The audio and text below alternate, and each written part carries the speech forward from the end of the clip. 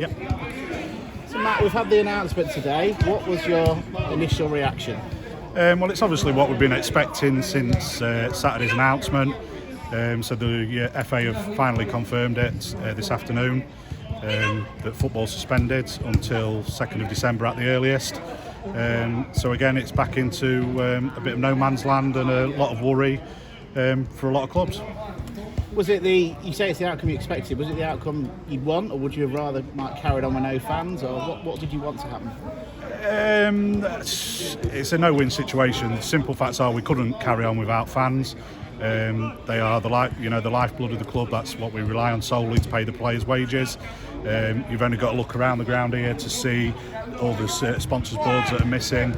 So I think our sponsors' income has gone down about 66%. I think it is when we've worked it out. So we rely solely on the match day income, which luckily enough has gone up a little bit. With dragging in a few extra fans, so we couldn't carry on without fans, so that was always a no-go. The league had consulted with clubs on that, and we voted on that not to carry on. So it was unfortunately the inevitable outcome. We would have liked to continue playing.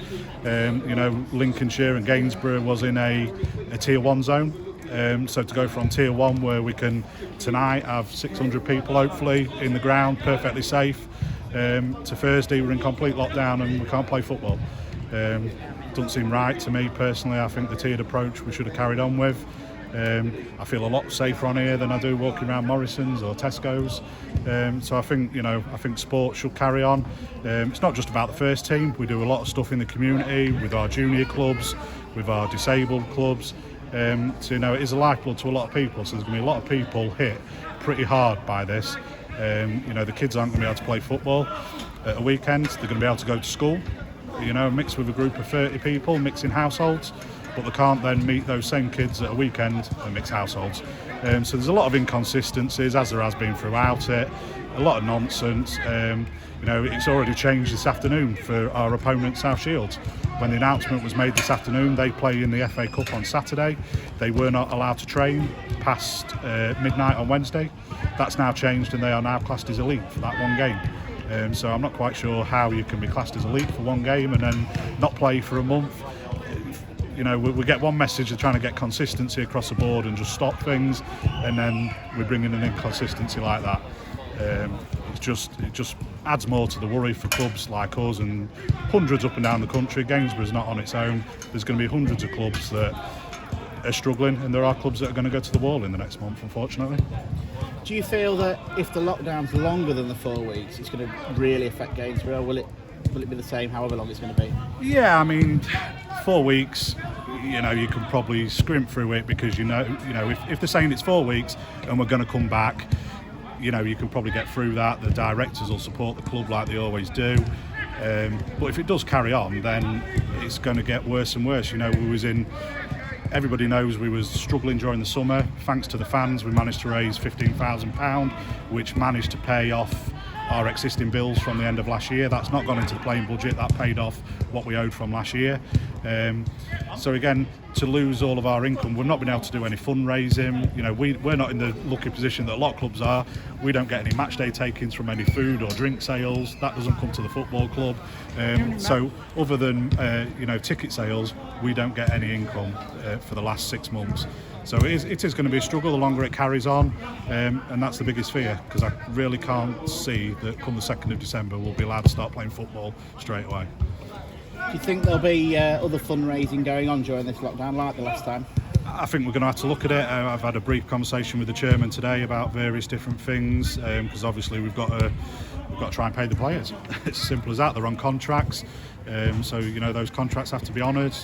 Hopefully we can come to some sort of agreement with the players, because hopefully if it's 4 weeks, some of the discussions that have gone on is that the season will be extended till the end of May at the other end, so that would sort of, if we did miss payment now, the players would know they'll get it then.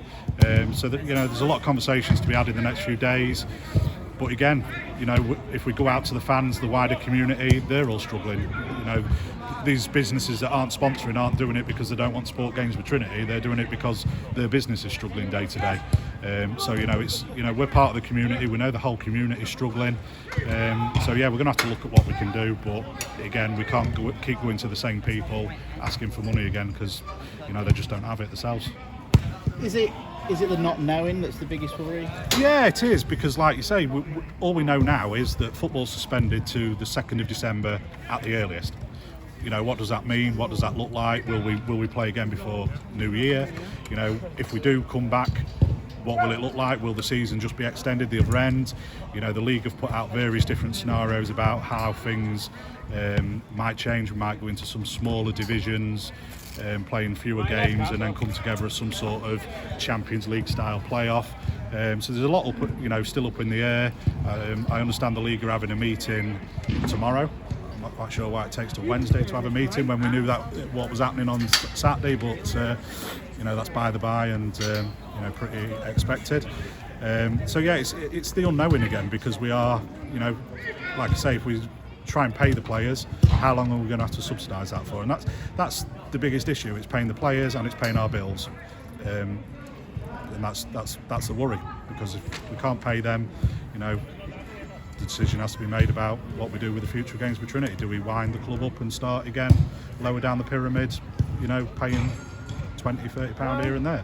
Nobody wants to do it, but it's the harsh reality of football now. And again, it's not just games with Trinity. I talk to people from football clubs, most days, and everybody's in the same position. So unless we're not going to get any support, that's been made clear from the start. But unless there was some support, it's just not sustainable in the long term for anybody. Yeah, thank you. All right. That's great, Matt. Cheers. Thank you.